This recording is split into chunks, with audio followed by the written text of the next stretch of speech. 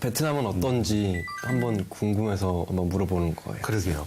작은 예를 들어서 베트남 사람들 같은 경우 우리나라 사람도 팔짱을 이렇게 많이 끼는데 베트남에서 팔짱을 끼는 경우 우리랑은 굉장히 다른 그 뉘앙스가 있거든요. 아, 그럼 어떤 의미로 받아들이나요? 우리 같은 경우는 팔짱을 끼면 약간 이제 윗어른이 어른이 보시기에 좀 건방지고 약간은 좀 무례하다고 보일 수 있는데 베트남에서는 팔짱을 끼는 것이 조금 이제 미안하고 할 말이 없을 때 그래요? 그럴 때 팔짱을 끼는 경우가 그럼 완전히 있어서 반대로 오해를 예, 할 수 맞습니다. 있네요. 그래서 직장 내에서도 한국인 상사가 이제 베트남 직원하고 직원을 조금 뭐 이제 어떤 문제가 있어서 야단을 쳐야 할 때 베트남 근로자들이 이렇게 팔짱을 끼는 모습을 보고 한국인 고용주들은 굉장히 오해를 해서 더 화를 내거나 이제 그런 경우가 있는데요. 특히 베트남 사람들 같은 경우는 굉장히 자존심이 강한 그런 특성이 있습니다. 그래서 그것을 겉으로 잘 표현하지는 않는데 자존심을 건드리는 어떤 말이나 행동 같은 거는 굉장히 좀 조심을 해야 되고 또 한국 사람들은 성격이 급하고 조금 다혈질적인 면이 있기 때문에 이제 화를 잘 내고 큰 목소리로 얘기를 하는데요.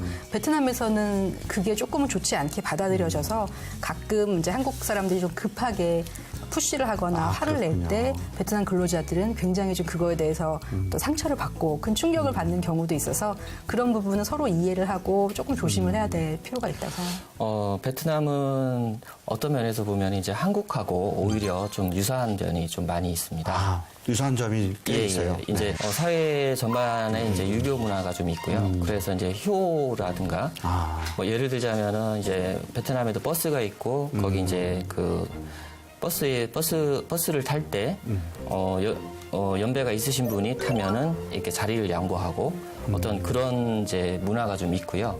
그리고 이제 가족을 굉장히 중요시해서 이제 그 명절이나 이런 때는 항상 집에 가고 교육열이 굉장히 강합니다. 그래서 이제 좋은 학교를 보내기 위해서 부모가 새벽부터 가가지고 줄 서서 원서를 받고 뭐 그런 문화도 있고요. 우리나라도 뭐 맹모지교, 삼천지교처럼 이렇게 네, 맞습니다. 이 자녀 교육하면 대표적인 나라 아니에요? 맞습니다. 베트남이 또 비슷한 모양이네요. 네, 맞습니다. 네. 그래서 사교육도 있고 그런 측면에서 한국하고 비슷해서 사실은 제가 보기에는 이제 한국 분들이 베트남에 오시면은 이제 굉장히 조금 마음도 편안해하고 비즈니스적으로 이렇게 뭐 미팅을 한다든가 그럴 때도 다른 이제 서양이나 이런 데보다는 오히려 이제 동질성을 많이 느끼기 때문에 그래서 오히려 요즘에 이제 많은 한국 기업들이 베트남에 조금 더 이제 그 진출을 많이 하는 그런 요인도 작용하는 것 같습니다.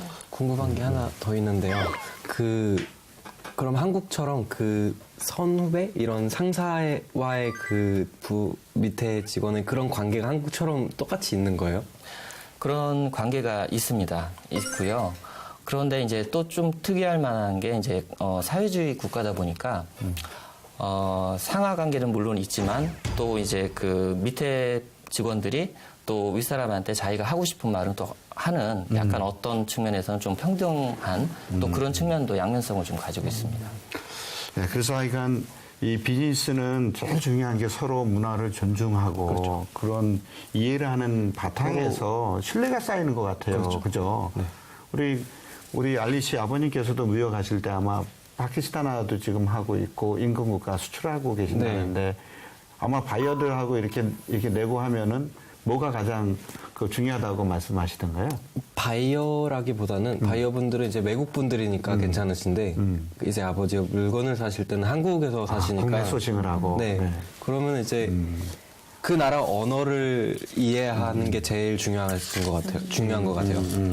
언어가 이제 뭐 통역사가 없이 얘기하는 게 차이가 너무 큰 게 자기가 원하는 말을 그 사람한테 전달하고 싶어 하는 게 더 그렇죠. 사람한테는 더 와닿는 거죠. 아버지는 한국말을 그렇게 잘 못하세요. 근데 항상 한국말로 이제 직접 하시려고 하세요. 그 알리 씨를 그래서 한국어로 이렇게 완벽하게 가르치신 것 같습니다. 아버지가 가르치시지 않았어요. 그래서 제가 독학을 했죠. 독학했으니까. 네. 하여간 우리 알리 씨 같은 다문화인들이 아마 앞으로 미래의 우리 무역의 역군이고 글로벌 인재인 것 같아요. 그런 점에서 이 베트남하고도 우리가 이 계층별로도 이런 뭐 청년 또 중장년 또 기업 간의 교류 그거는 이제 문화나 인적 교류가 같이 돼야지만 경제 교류가 더욱더 돈독해지고 활성화된다고 봅니다.